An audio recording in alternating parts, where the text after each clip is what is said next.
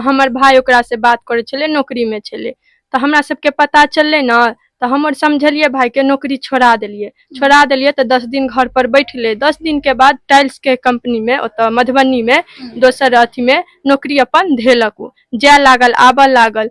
तो ई लड़की ना फोन करे छले, तो हम सब पैर पकड़ लिए जे भाई तोरे न लऽ रहबो, हम सब से पैसा वाला है उ ना करते। कहलक ठीक है, ई नहीं बात करे छल। लड़की दोसर नंबर से फोन और करे छल, तो ई गारि पढ़े छले आ नंबर ब्लॉक कर दै छले।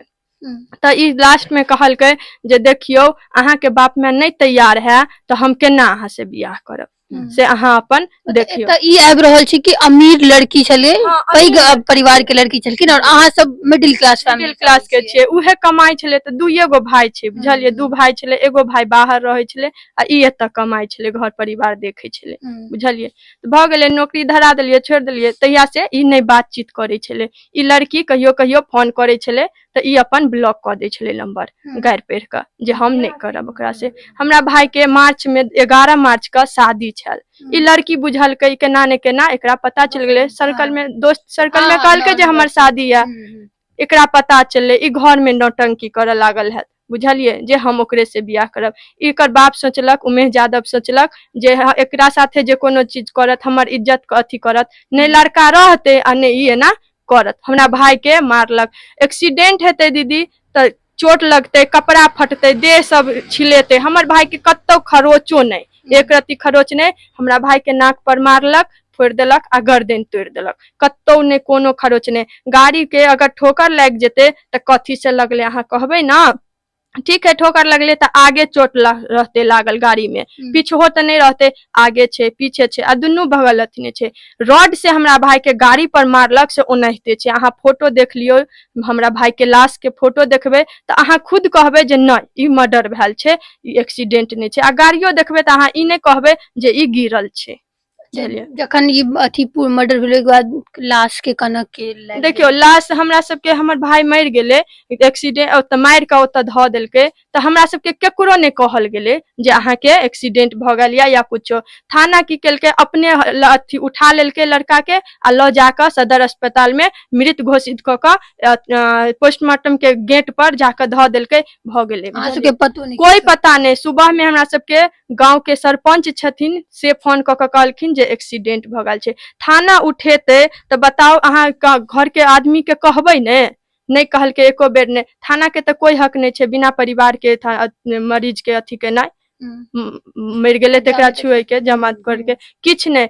उमेश यादव की केने है, थाना के पैसा भर मुंह द देने है। हमर मम्मी कहलक हम पोस्टमार्टम नहीं कराब अपना बेटा के, से हम रोड घेरब, हम अपन रोड घेरब, हम अपना बच्चा ला न्याय मांगब। थाना की कहलक हमरा मम्मी के बड़ा बाबू जे तुम नटंकी करती है। जेकर बेटा मरल रहते उ नटंकी करते, एकर सबके एहन बात निकले छे। हमर पापा गेलखिन केस करे ला तो कहलके की थाना, हमरा पापा के बहुते बात कहलके जे एक्सीडेंट हुआ है, ऐसे करता है। केस नहीं ले छले हमरा भाई के, बुझलिए, केस नहीं लेलके। जब सरपंच आबि के कहलके 2 घंटा बाद सरपंच ले, तब जाकर केस लेलके। उहो केस लेलके तो अखन तक अहाँ लाश के, हमर भाई के लाश पुलिसबे उठेलके, तो अखन तक एक बेर उठो के घुमो के नहीं एले हन देखे ला जे हाँ की केना भेले, या हम केस के लिए तो एको बेर पूछो ला नहीं एले जे हाँ केना की भेले, एक बेर नहीं। मतलब अहाँ सबके ई कहना ये जे अहाँ सबके रहिका थाना पड़े था? जी, रहिका थाना छे। रहिका थाना के उमेश यादव पैसा द के मुंह बंद कर देने या, बुझलिए, मिलल या।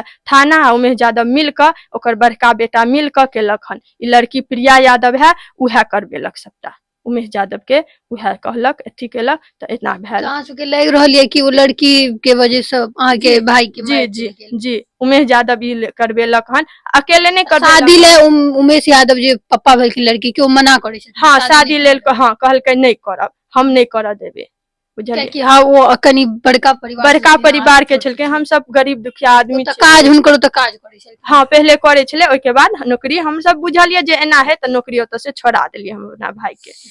की नाम भेल भाई के? प्रकाश कुमार सिंह। कितने साल के छले? 26 साल के। 26 साल, 25-26 साल के। लास्ट में हम एगो बात कहा, हाँ, जे गरीब के गुजारा नहीं छे, अहीं सब करबे दीदी तो न्याय मिले। गरीब के गुजारा नहीं छे, अगर गरीब के गुजारा नहीं छे तो हम आत्महत्या कर लेब।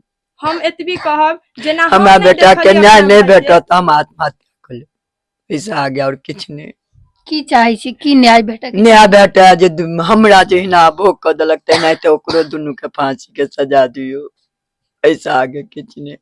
और जेकरा साथे करे ने हाथ ओकरो सबके हम जे कहबै होय। एके गो दीदी की जे एमे थाना जे छथि बड़ा बाबू सबके मधुबनी जिला के पूरा हम बिहार के कह रहल छियन कि एमे पूरा हर तरीका से एमे इन्वॉल्व होइला सब गोरा के आ हमरा न्याय देला। जेना हम अपन भाई के मुंह नहीं देखलियन तेनाहिते इहो दुनू एना करियो, फांसी दियो जे आगे बहुत लड़का लड़की है उहो न सोचते दोसर के जान नहीं जाए। आप दोसर बेटा के आगे जान नहीं बहुत जाए। अपना बेटी के कोई नहीं करे है, ऊपर दोसर से बेटा के मार दे। हमरे सबके धमकी दैया, हम अगल बगल से कहबो भैया कि आगे बढ़ते केस मुकदमा करो तो पूरा खानदान मिटा देवे, सबके मार देवे। हाँ धमकी दे रहल है।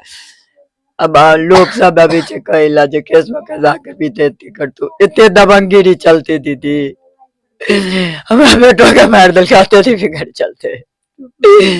हाँ सब न्याय दिया कहब दीदी जे या नहीं तो हम सब प्राणी आत्महत्या कर ले, जो ओकरा हाथ से मरब बेरहमी से खुद मिट जाए।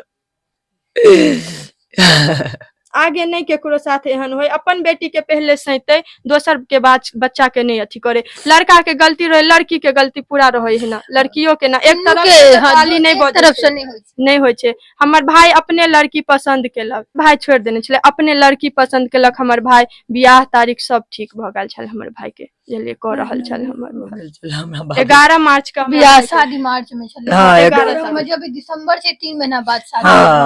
अपने पसंद केलक लड़का हमर भाई। अच्छा बाबा हमरा निसाफ दिया नहीं तो हम आत्महत्या कर लेब, हमरा घर के शेर चल मतलब ई एकटा ई कहि सकै छी जेना बहुत सारा जगह पर हम सब देखे छी कि एकटा साइको जे लड़की होय छै जेकरा एकटा होय छै कि हम ओकरे संगे रहब, हमरा ओ नहीं भेटत त हम नहीं जीव, ओई चक्कर में अहाँ के एक भाई के बलिदान। हाँ ओई चक्कर में हमरा भाई के मार देलके। बाप सब ओकर उमेश ज्यादा बुझल के जे हमर इज्जत अथी भ जात ना, हमर बेटी लड़की माने ला तैयार। हाँ लड़की माने ला तैयार नहीं छले, लड़की कहे छले जाने तैयार चले थे हमरा बेटा के मारलक।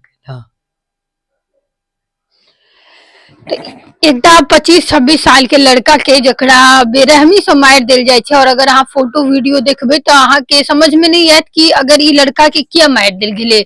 एकटा हिनकर सबके जे कहनाम छन, परिवार के जे कहनाम छन कि एकटा लड़की के चक्कर में जे लड़की लड़का से शादी करले तैयार छले, ओकरा बिना नहीं रह चाहे छले, और परिवार जे हुनकर माय बाप छले से कियाकि कनी पैघ परिवार से छलखिन, पैसा वाला, जिनका उमेश यादव ई सब कह रहल छथिन पैसा वाला छलखिन, ओई वजह से ई घर में कियाकि अहाँ घरो एबे तो समझ में आबि जायत कि मिडिल क्लास परिवार के घर छै, शादी करऽ नहीं चाहे छलखिन। ओई वजह से तेसर ऑप्शन अपनायल गेलै जे लड़के नहीं रहते अथी बांस नहीं बजते बांसुरी, ओई वजह से लड़का के जैसे से मार देल जाय छै। आगा अगर ई न्यूज से संबंधित कोनो अपडेट आबै छै त हम अहाँ सब संगे साझा करब, बाकी शेयर कर दियो लोग सबके। और ई सब जे कहलखिन है कि न्याय मिलने बहुत जरूरी छै, कियाकि कभी भी अगर लड़का लड़की बात करे छै तो दुनू बात करे छै, एकटा के गलती नहीं रहे छै, लेकिन फिर मृत्यु जे छै से आखिर लड़का के मर्डर क देल गेलै बेरहमी से। ई लड़का लड़की के प्रेम प्रसंग में ककरो जान ल लेनाइ ई कते उचित होय छै।